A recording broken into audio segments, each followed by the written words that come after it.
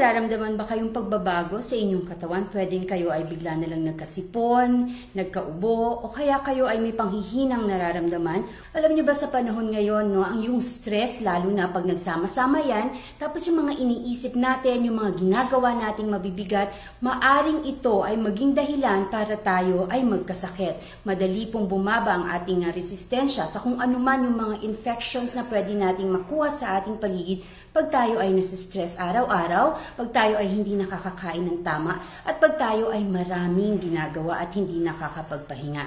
Alam niyo po, meron tayong mga dapat iniinom o itinutulong sa ating katawan para maging maayos ang ating immune system at maging malakas ang panlaban natin sa mga infections na pwede nating makuha. Isa sa magandang ingredient ng ating dapat na iniinom ay yung tinatawag nating yeast beta-glucan. Ang yeast beta-glucan ay isang ingredient na pwedeng tumulong ng diretsyo sa ating immune system by stimulating o diretsyo niyang pinapalakas yung tinatawag nating immune cells na ang nangyayari mas nagiging aktibo o mas nagiging active yung ating mga immune cells sa paghahanap at sa paglaban sa mga infections na pwedeng makapasok sa ating katawan. That is the reason why meron tayong Immune Well. Ito ay isang supplement, nutritional supplement, immune supplement if you must, na makakatulong ng malaki para sa ating kalusugan. Bakit natin gusto yung Immune Well? Bakit mas nakakatulong ito sa katawan? Because ito ay merong kakayanan na diretsyong tumulong sa ating immune system by direct stimulation o diretsyong tumutulong din o nagpapalakas sa ating immune cells or yung mast cells na tinatawag. Ito yung humahanap ng mga infections, bacteria,